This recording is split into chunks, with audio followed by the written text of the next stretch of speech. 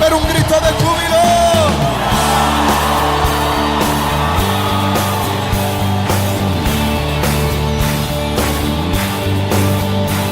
Sí, Señor. Vamos, vamos a darle la gloria al Rey. Tú, victorioso Salvador, digno de adoración. Venciste a la muerte en la cruz, por tu llaga sano soy. Y tú, victorioso Salvador, digno de adoración. Venciste a la muerte en la cruz, por tu llaga sano soy. Y no daremos gloria, y no daremos gloria a nadie más.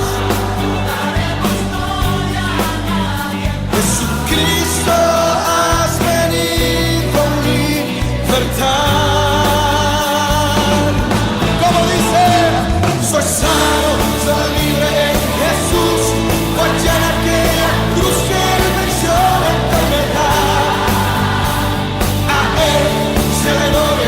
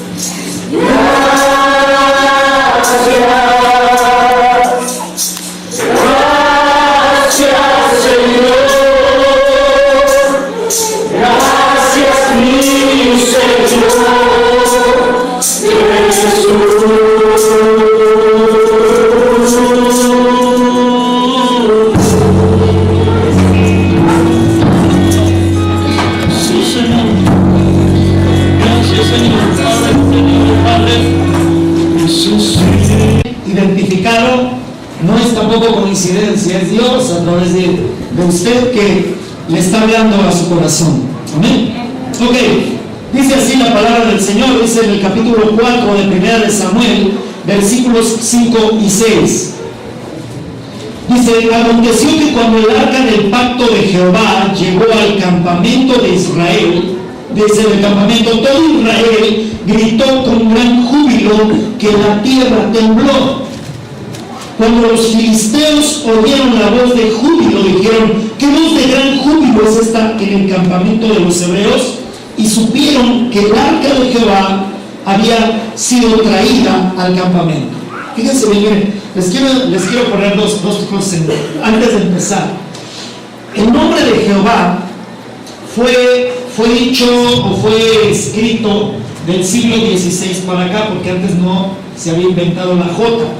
Entonces, pero el nombre original de Dios es Yahvé, pero el nombre ahora, digamos, moderno es Jehová o Jehová, con J ahora, ¿no? Pero es Dios. Lo encontramos en la Latina Vulgata, por ejemplo, en la traducción de la Biblia Latina Vulgata, donde, por ejemplo, nuestros amigos católicos utilizan esa versión. Nosotros estamos utilizando la versión Reina Valera 60. Hago este pequeño paréntesis porque igual no quiero que se nos confunda que somos testigos de Jehová. No tampoco, no somos. Dice Jehová porque hay personas que a veces oyen el nombre de Jehová y a veces dicen: ay, estos, quién sabe qué traen. No, tranquilos, es Dios. Amén. Entonces, dice aquí la palabra de Dios que aconteció que cuando el arca del pacto, llegó nuevamente el versículo 5, aconteció que cuando el arca del pacto, dice, de Jehová llegó al campamento de todo Israel, gritó con gran júbilo que la tierra tembló. Cuando los filisteos oyeron la voz de júbilo, dijeron: ¿qué voz de gran júbilo está en el campamento de los hebreos? Y supieron que el arca de Jehová había sido traída al campamento. Les voy a decir así, para empezar, se cuenta dentro de esta historia, porque esta historia aparentemente es muy bonita. Aparentemente decimos: no, pues es con el arca de Dios. Ahorita vamos por partes. Aparentemente es muy bonita, pero tiene un final trágico. Pero para nosotros va a tener un final feliz. Entonces, se cuenta la historia, antes de que Israel tuviera rey, solamente tenían el arca del pacto. El arca del pacto era una caja cubierta de madera, era una caja de madera de acacia, de un árbol de acacia que es incorruptible, o sea, no se echa a perder, no se apolilla. Entonces la cubrieron de oro, pusieron una tapa con dos querubines, y dentro se encontraba el maná, la vara de Aarón, las tablas del pacto, y ahorita les voy a decir un poquito el simbolismo. Pero trajeron el arca, antes no había rey, entonces traían el arca de Dios, era quien nos representaba. Ellos lo que estaban diciendo es: Dios nos está representando. ¿Ok? Entonces, antes de que Israel tuviera rey, Israel siempre iba a las batallas y siempre ganaba. Jehová estaba con ellos, o Dios estaba con ellos. Pero en cierta ocasión, que es antes de lo que acabamos de leer, Israel fue a la batalla y perdieron 4,000 hombres. Dentro de la historia nosotros podemos decir: 4,000 hombres, bueno, se murieron 4,000, no son muchos, pero espérenme, 4,000 hombres que dejaron una viuda, que dejaron hijos huérfanos.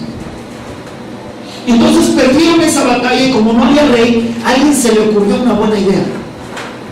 Alguien dijo: ¿saben qué? Hemos perdido esta batalla y hemos perdido 4,000 hombres, 4,000 soldados. ¿Por qué no traemos el arca de Dios? Porque sí o sí nos hace ganar. Entonces, a alguien se le ocurrió eso y sacaron el arca de Dios del lugar santo del templo la sacaron y la trajeron al campamento donde estaba la guerra.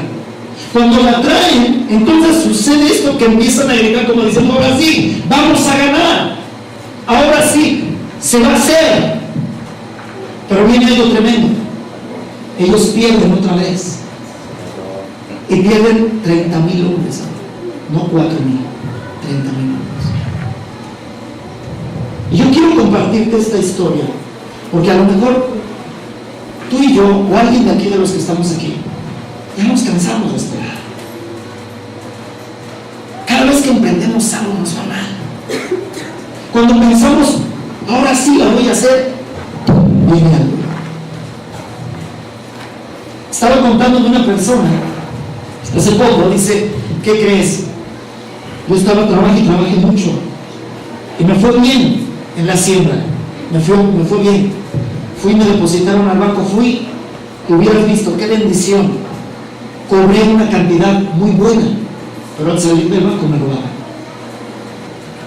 O sea, como que todo va bien y de repente ¡pum!, se cae.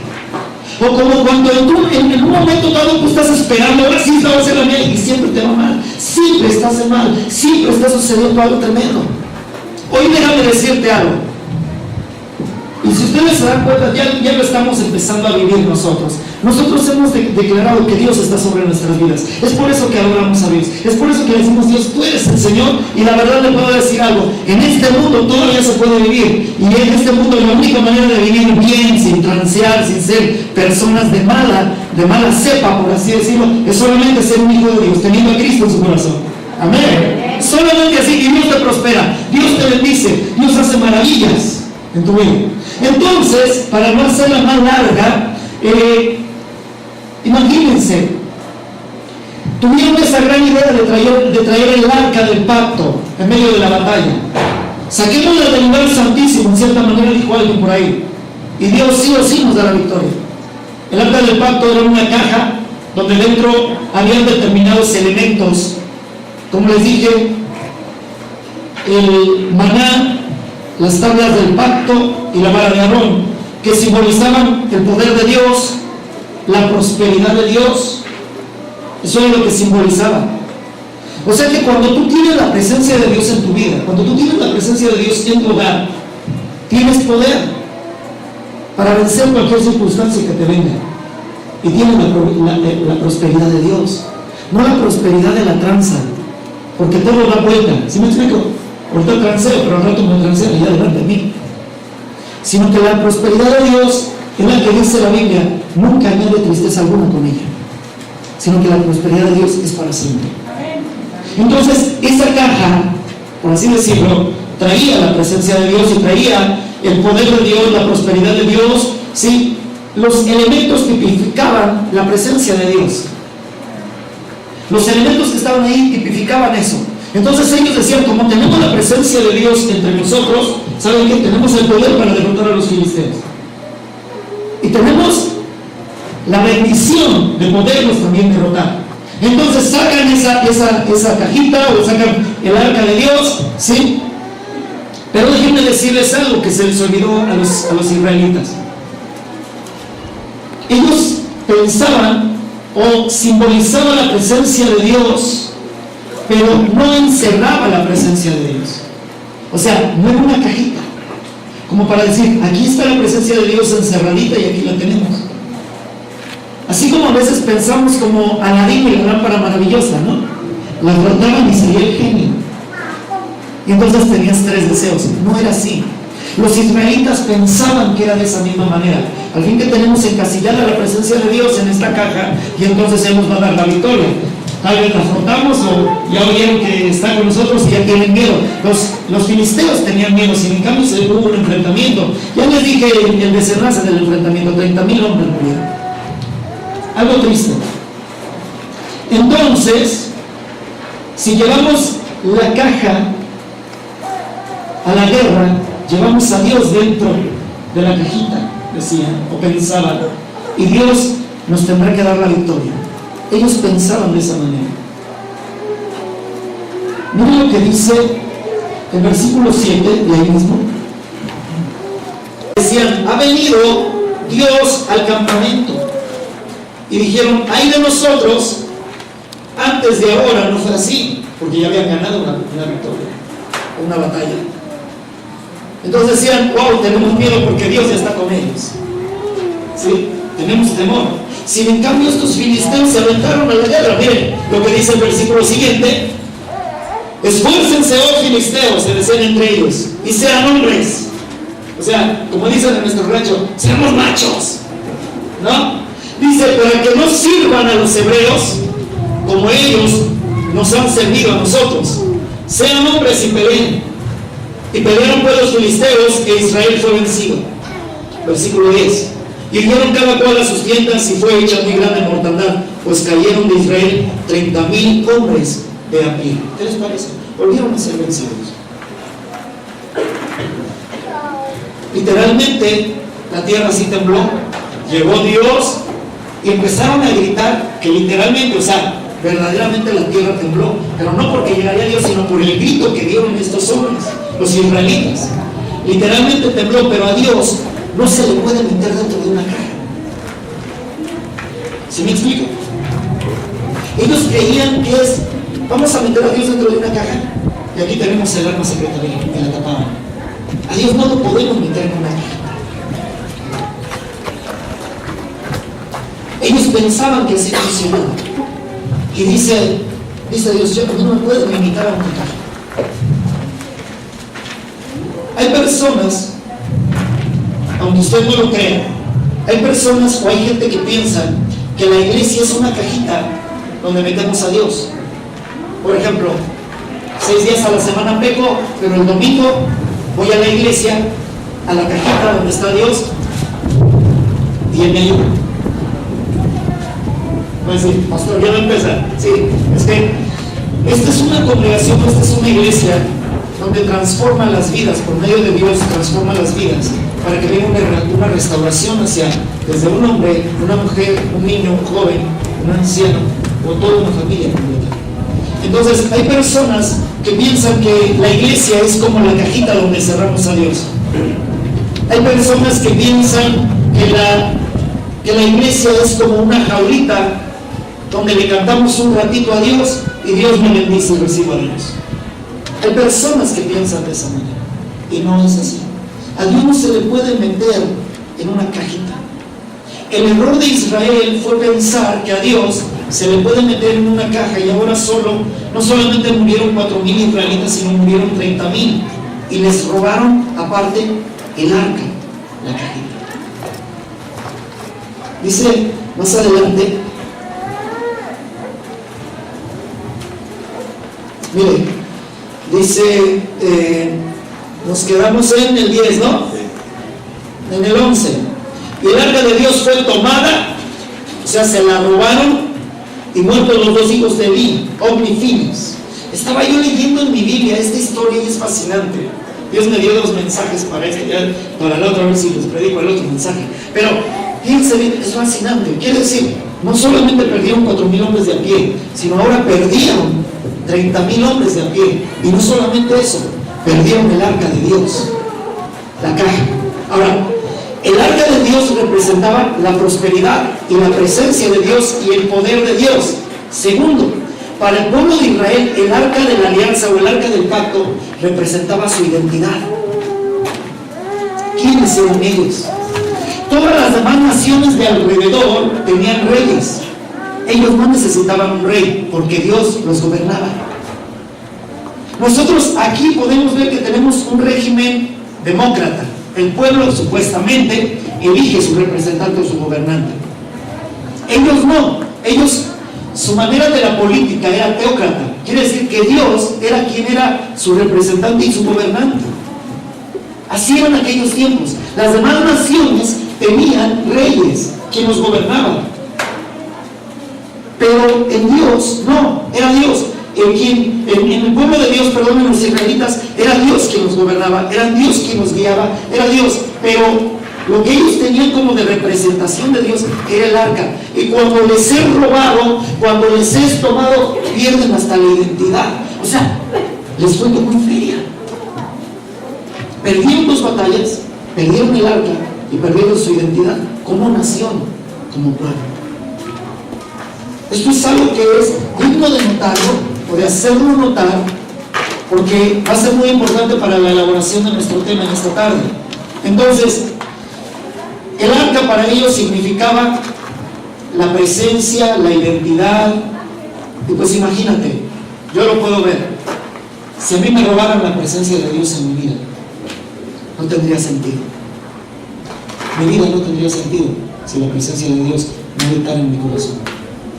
Si la presencia de Dios no habitara en mi casa, sería un desastre en mi casa. Imagínense, no tenían ya guianza, no tenían ese anhelo, ese amor, no tendrían nada. Y esto pasó con los israelitas. Pelearon, los filisteos los derrotaron, murieron 3,000, el arca fue tomada, y dice la Biblia que le llevaron la noticia al sacerdote Elí, que mataron a sus 2 hijos y que se llevaron el arca. El sacerdote Elí era un hombre que ya estaba ciego, pesado, dice la Biblia, o sea, estaba gordo. Cuando escuchó la noticia se fue para atrás y se muere desnucado. No solamente perdieron ahora la identidad, sino perdieron aquella persona que les decía, de esta manera es Dios, de esta manera tiene que ser Dios. Perdieron también aquel que los dejaba con Dios. Entonces, cuando escuchó su nuera de Elí, del sacerdote Elí, porque Elí tenía 2 hijos omnígenes, ahí estaba, ¿no? Entonces, cuando escuchó, ella estaba embarazada, y cuando escucha que su marido es muerto, que su suegro es muerto, y que el arca de Dios fue robada, dice que le vinieron los dolores del alumbramiento, y tuvo un hijo a destiempo, y le pusieron por nombre Icabod, que significa sin gloria. Icabod es una palabra compuesta de 2 términos. Es, por ejemplo, Cabod significa la gloria de Dios está sobre nosotros, la bendición de Dios está sobre mi vida. Eso es lo que significa Cabod. Por ejemplo, si a alguna niña le quisieran poner gloria, le pongan Cabod, ven para acá. ¿Sí me explico? Pero Icabod es como, por ejemplo, moral, inmoral. Cambia la connotación de la palabra. Icabod significa sin gloria. Así le pusieron al niño, que más adelante murió sin gloria. Tal vez a veces nuestros deseos, nuestros anhelos se van muriendo, y decimos, no tenemos gloria. Allá normalmente decimos, hombre, para tan mala suerte que tengo. Tal vez estás esperando, tal vez hay una jovencita que ya tiene varios años y dice, y no pesco nada. Tal vez un joven que dice, no hombre, nadie me quiere, no agarro nada. Espérate, Dios tiene buenas palabras también para ti. Entonces, sucede todo esto, ¿sí?, que nace hasta Icabod. O sea, el pueblo de Dios estaba sin gloria, sin bendición, sin protección, sin nada. Así vivimos sin Dios. Puedes tener una religión, pero es una religión hueca. Es como los israelitas. Piensan que a lo mejor tenemos a Dios metido en una cajita, y cuando menos un ¡pum! Pero Dios es un Dios perfecto y eterno y lleno de amor, que quiere darnos la victoria, que quiere bendecirnos. Ahorita se va a dar cuenta que quiere bendecirnos, que quiere darnos todo. Ahora, fíjense bien, entonces, tal vez tú tienes tu Icabod, todo lo que soñabas lo has perdido. Siento que la vida se me está yendo y que no hago nada en mi vida. Siento que no voy a poder tener, por ejemplo, tal vez una casa propia. Siento que a lo mejor no voy a poder pagar esta deuda que me está acabando. Siento que a lo mejor me estoy consumiendo y veo que no avanzo. Tal vez tengas tu propio Icabod. Pero déjenme decirle algo. Hay buenas noticias. Porque este Dios que estamos hoy leyendo, este Dios está vivo. Este Dios no es un Dios de religión, es un Dios de relación. Es por eso que dice la Biblia que Dios es espíritu. Jesucristo mismo lo prometió: donde 2 o 3 estén reunidos en mi nombre, yo estaré en medio de ustedes, dijo Jesús. Hoy Jesús, el Espíritu Santo, está en este lugar. No necesitamos tener una representación de imagen de Dios, porque Dios está aquí en su Espíritu. Eso es lo más hermoso. Y Él quiere tocarnos, y Él quiere cambiarnos. Desde el cabot, Él nos acabó. Decir: la gloria de Dios está sobre mi vida. La gloria de Dios está sobre mi hogar. La gloria de Dios está sobre mi trabajo. La gloria de Dios está sobre mi familia. La gloria de Dios está sobre mis hijos. Es lo que Él quiere. Pero déjenme contarles ahora la historia. Ya les elaboré el plan. ¿Qué pasó con el arca? Híjole, ¿qué pasó con el arca? Esto es muy interesante, porque miren, en el capítulo 5, me encanta esta historia.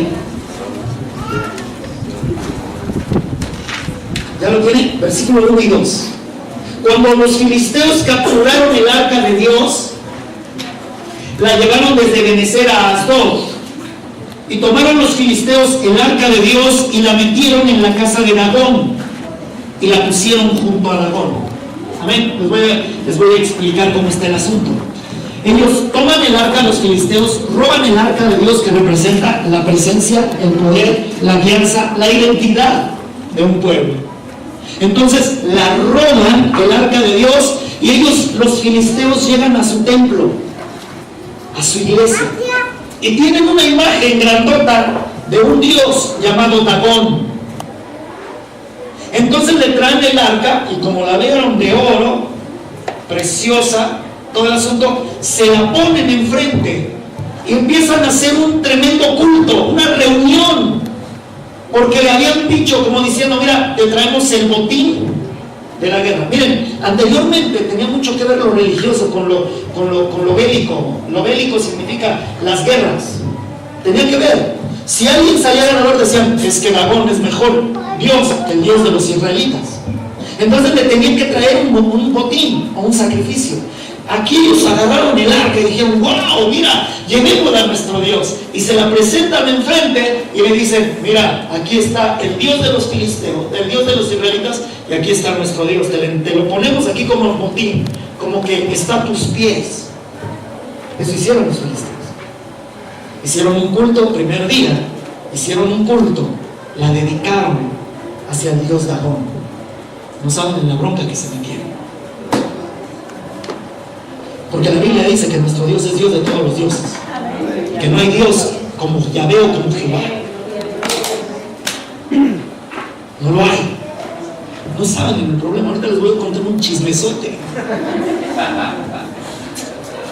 De veras. Así, pero hermano, eso no es de Dios. Espérense, ¿no? Pero aquí está escrito.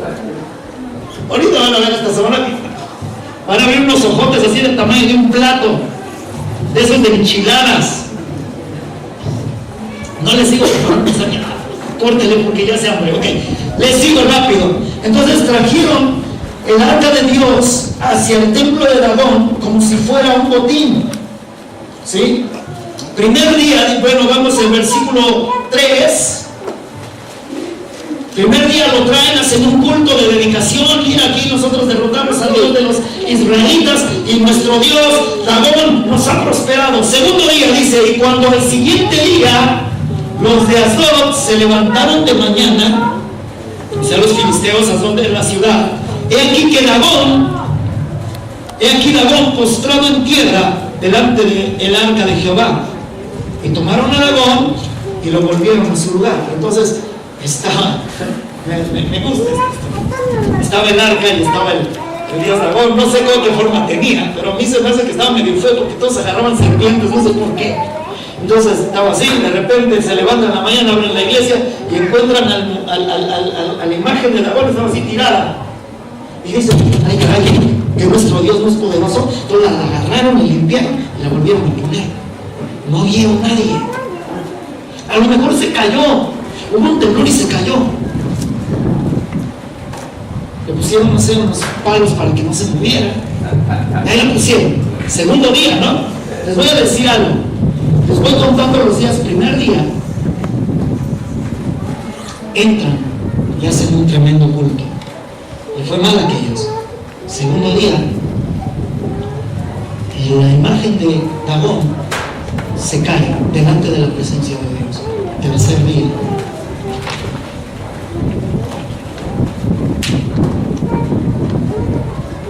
Luego tiene versículo 4.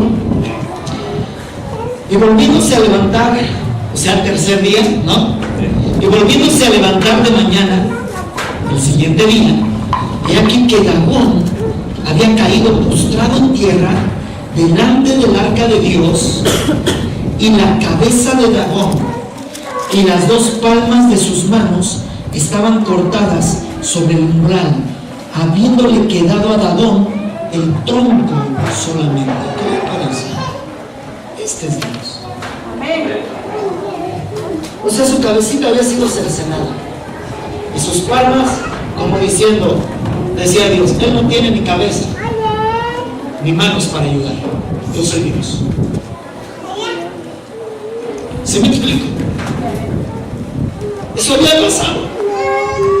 Imagínense, los sacerdotes se quedaron así. No solamente se había derribado el segundo día, sino que ahora el tercer día le había cortado a Dios la cabeza y le había cortado las palmas de las manos. O sea, estaban espantados. ¿Qué es lo que había pasado? Porque en cierta manera, miren, ahora cómo lo podrían explicar.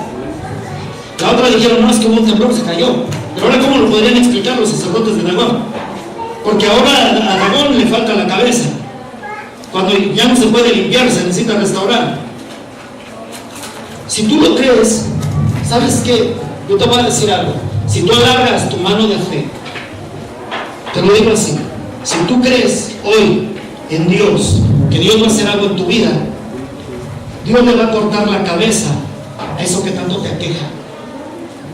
No sé si es una enfermedad, no sé si es algo que se ha apoderado de tus hijos y los está haciendo personas que hasta tú dices, yo desconozco a estos hijos, yo desconozco a estas personas, son mis hijos.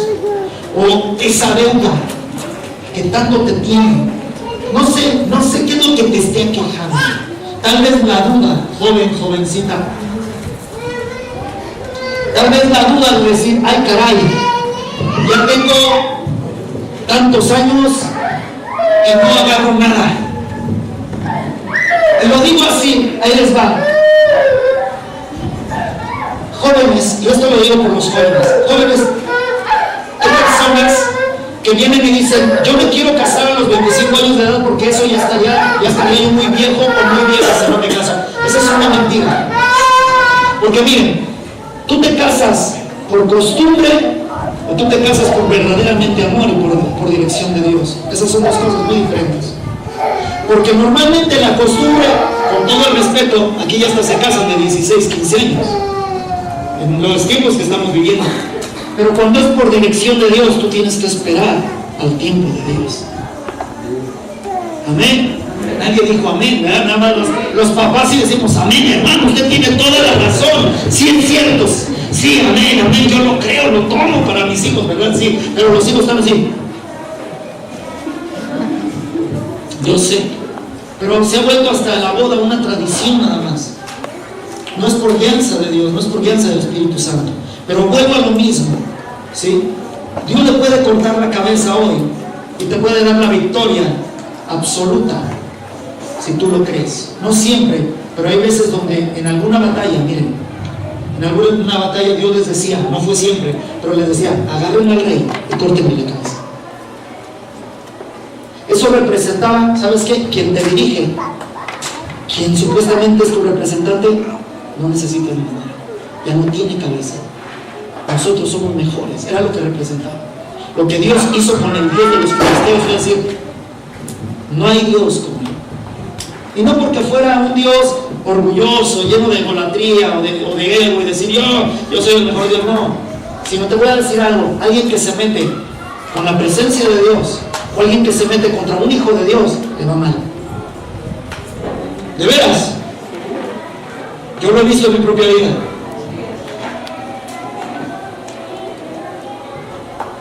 Yo lo he visto en mi propia vida. Y no es una amenaza, no. Yo lo puedo ver. Hubo una mujer que, porque le predicábamos a sus hijas y a su hijo y a sus hijos del evangelio, un día ella me llamó por teléfono a la casa y me dijo: hijo de tal por cual, ya sabe, ¿no? Su folclórico lenguaje, ¿no? Y donde te encuentres te voy a dar y te voy a mandar golpear con mi sobrino que es judicial y todo ese asunto. Lo único que nosotros estábamos haciendo era predicarles el evangelio. Me amenazó casi de muerte, pero sí me amenazó de una golpiza. Un día abrimos la reunión, así como ahorita, y cuando de repente la veo llegar, y dije: ay Dios, encomiendo mi alma, mi espíritu.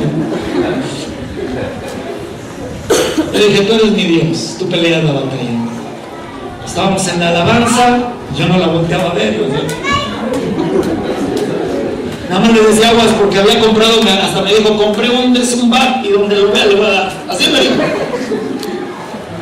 Yo dije: órale, ¿qué hago? Entonces empezamos a orar, subo a predicar y se acerca la mujer llorando y le dice: pastor, yo quiero que usted me perdone. Ya no veo la salida. Desde que yo lo ofendí a usted, entró en mí una enfermedad gravísima. Quiero que ore por mí. Y Dios la sanó ese día. Quien se mete con la presencia de Dios o con un hijo de Dios le va mal. ¿Quieren ver? En la Biblia. Vamos adelante.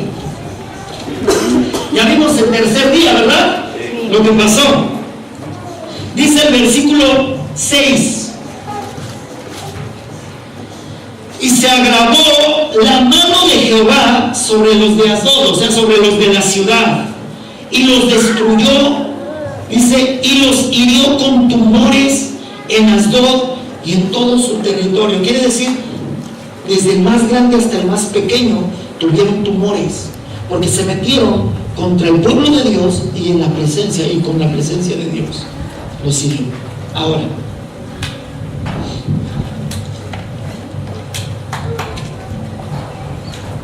déjenme decirles algo.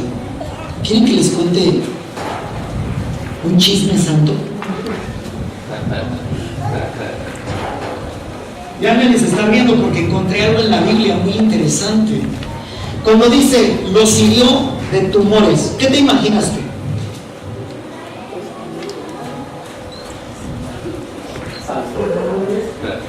Que salieron tumores. ¿Dónde?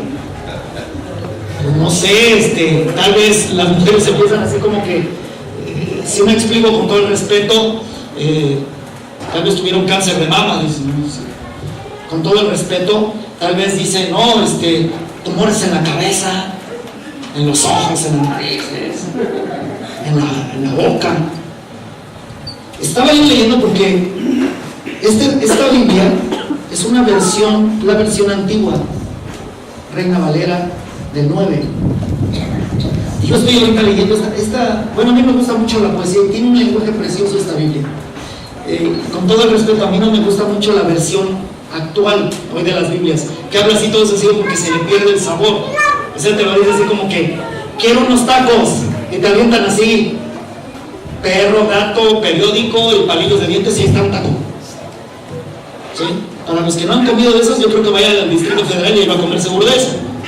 Entonces, así sencillo, bruto, así simple, pues. Entonces, y yo estoy leyendo esta Biblia del 9. Por eso les decía: les voy a contar un chisme. Porque el chisme es algo así como que fíjate dónde le salieron los tumores. ¿Quieren saber dónde le salieron los tumores? ¿Sí o no? Si no me voy ya. Casi no, hermano, yo no soy chismoso. Sí, ya salí. Ok. Estamos en el 4, ¿qué? ¿Dijimos?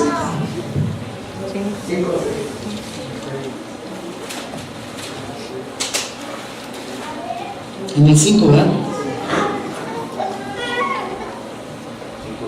Miren, dice aquí en esta versión del 9.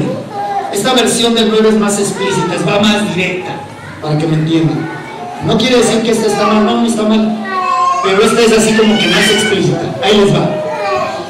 Dice aquí: empero agravóse la mano de Jehová sobre los de Asdod. Quiere decir, se agravó la mano de Dios sobre los de la ciudad de Asdod y los destruyó, y los hirió, ahí les va el chisme, con hemorroides. Lee, brother, para que vea que no me la estoy gastando.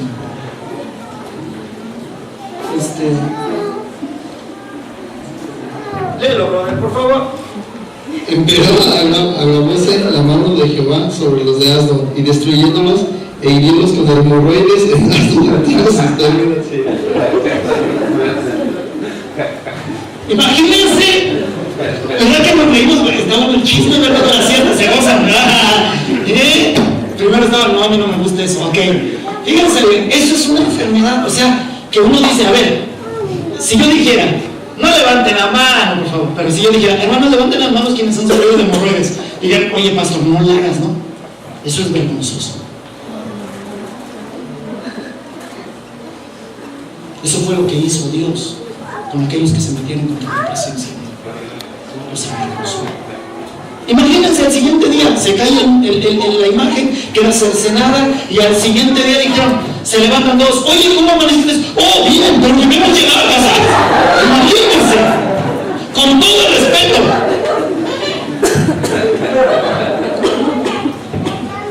Miren, aquí yo los veo algunos así como que, ¿y de qué se ríen? Bueno, busquen en el diccionario que es un hemorroide. ¿Sí? O sea, bien, vámonos. ¿Por qué? Porque dice que le cayeron esos tumores y que de repente dijeron, ¿sabes qué? Nos metimos con el Dios equivocado. Regresemos a su pueblo. No los queremos aquí. Eso fue lo que hicieron. 3 días bastó para que Dios los juzgara duramente a los que se metían con sus hijos y con la presencia de Dios. 3 días bastó para derrotar al enemigo. No necesitó un ejército, ¿se dieron cuenta? No necesitó un ejército. Simplemente su presencia derribó a toda la ciudad de Asdod, desde el más grande hasta el más pequeño. Imagínense. Eso es lo que sucede cuando se mete la persona o se mete la gente con uno de sus hijos o con la presencia de Dios. Va a decir, ay, Señor, guárdame de hablar mal contra mi hermano. Sí, yo sé. Aquí está, claro. Va a decir, la Biblia tiene eso, sí. Y habla de otras cosas también tremendas. Pero si usted lo ve clínicamente hablando o médicamente hablando, bueno, una hemorroide es una enfermedad que sale en las partes secretas. La versión, el King James, el rey Santiago, hay una versión que se llama así, rey Santiago, dice, y le salieron hemorroides en sus partes secretas. Ya los que no sabían qué era, dice, ya me imagino, ya me estoy imaginando. Bueno, vamos a nuestro tema, porque mi tema no es eso, exaltar eso. Mi tema, eso fue el juicio que Dios decretó contra esas personas. Ahora, ¿qué estaba pasando del otro lado?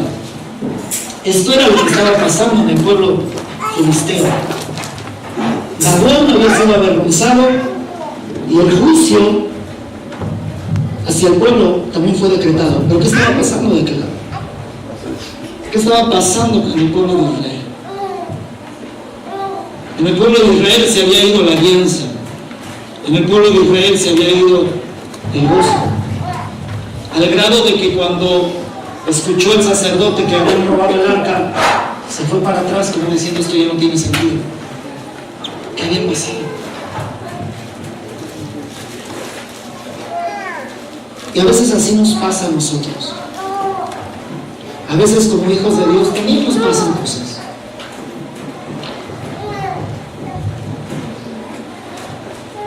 Esto fue lo que pasó en el campamento enemigo.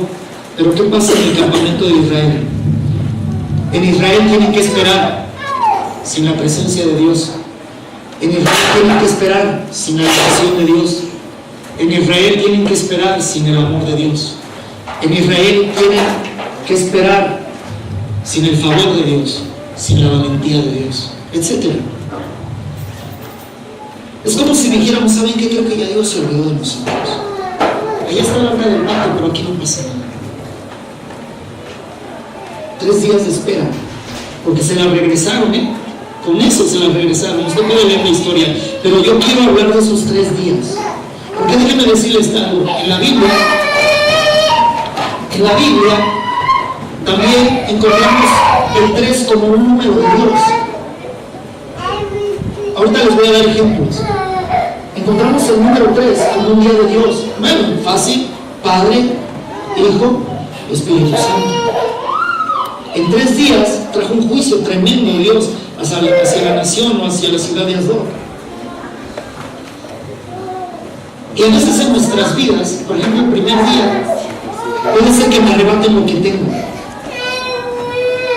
Pecador, sin gloria. Segundo día es cuando parece que las cosas se van componiendo, ¿no? Y lo vemos.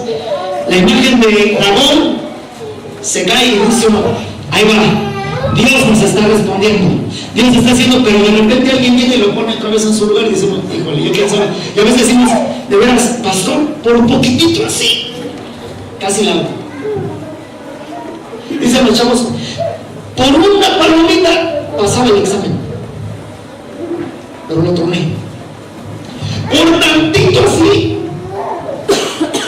todos mis problemas se hubieran acabado, pero no, ahí está. Ya pensaba que ya la había librado, pero de repente ahora sucedió esto. Ese es el segundo día. Pero el tercer día,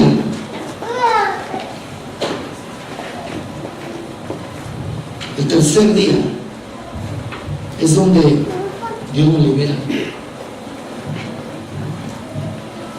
Dios hace cosas tremendas. En el segundo día es donde el Dios pagano se cae y lo vuelven a levantar, y a lo mejor hemos esperado que Dios nos bendiga, que Dios ayude en nuestros problemas. Estás esperando al chico, a la chica, pero no llega. Es como el segundo día es cuando estás como en el aire suspendido. ¿Cuántos de los que estamos aquí, no levanten su mano, cuántos de los que estamos aquí hemos hecho cosas como decir: Señor, yo voy a hacer esto en mi vida porque espero que tú hagas algo, por ejemplo, en mi esposo? Señor, yo te entrego mi vida, yo te entrego mi corazón, yo voy a seguir adelante. Pero cambia el corazón de mi esposo, cámbialo. Es más, yo hoy lo bendigo a mi esposo, ¿no? Por ejemplo, bendigo a mi esposo, que cuando yo llegue, yo sé que lo voy a encontrar cambiado.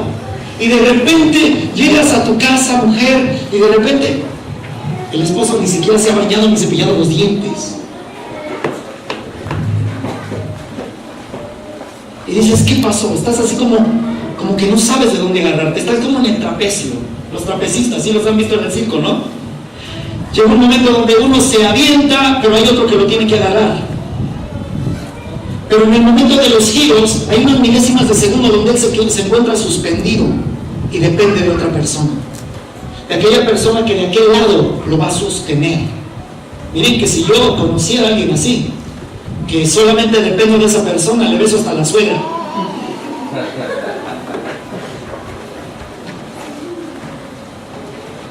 Por si las dudas le digo, por si hay alguna duda te pido perdón.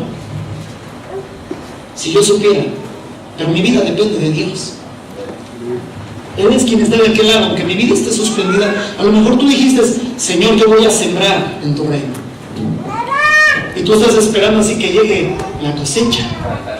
¿No es cierto? Y dices: aquí nos llega la cosecha. Está suspendido.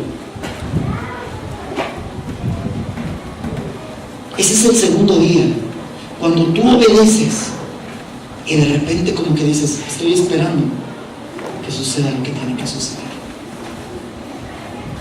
Pero en el tercer día es cuando llega la liberación.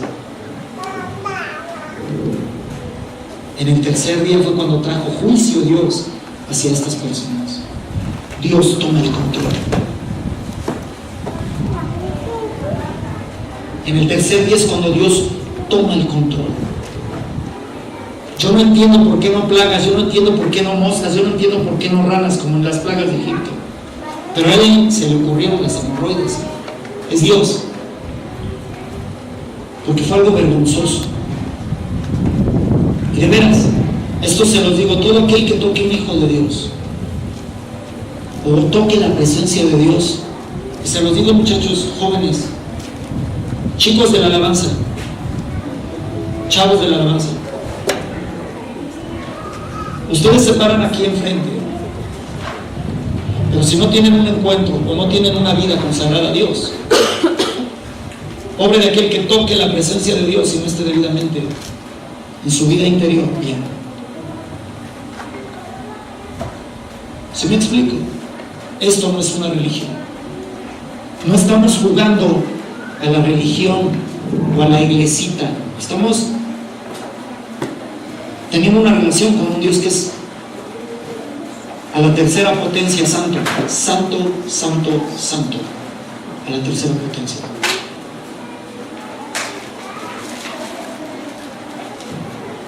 Entonces, debemos de tener cuidado. Esto lo digo y luego como para que vean los muchachos que no es como allá afuera en el mundo, o como decimos con la gente que no conoce de Dios. Hoy toco en el bar, hay buenos músicos tocan en un bar esperando que les sirvan el trago de cortesía, y al rato están en una congregación sirviendo a Dios. No puedes jugar con Dios con esas cosas. Dios es santo.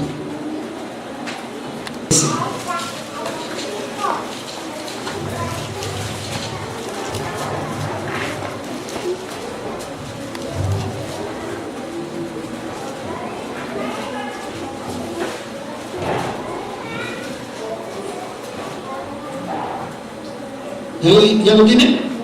Ok, dice: y le dijo José, esta es su interpretación, los 3 sarmientos son 3 días.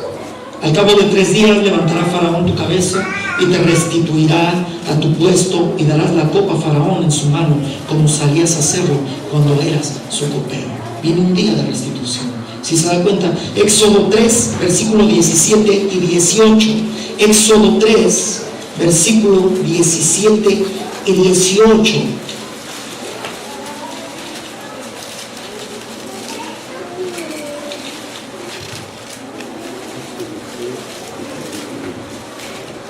¿Ya lo tienen? Y he dicho, está hablando aquí Dios con Moisés: yo los sacaré de la aflicción de Egipto a la tierra del cananeo, del eteo, del amorreo, del fereceo, del heveo y del jebuseo, a una tierra que fluye leche y miel. Y dice: y oirán tu voz, irás tú y los ancianos de Israel al rey de Egipto, y le dirán: Jehová, el Dios de los hebreos, nos ha encontrado. Por tanto, nosotros iremos ahora camino de 3 días por el desierto para que ofrezcamos sacrificios a Jehová nuestro Dios. ¿Qué le parece? 3 días. Éxodo 19, versículo 9, ahí mismo en ese mismo libro.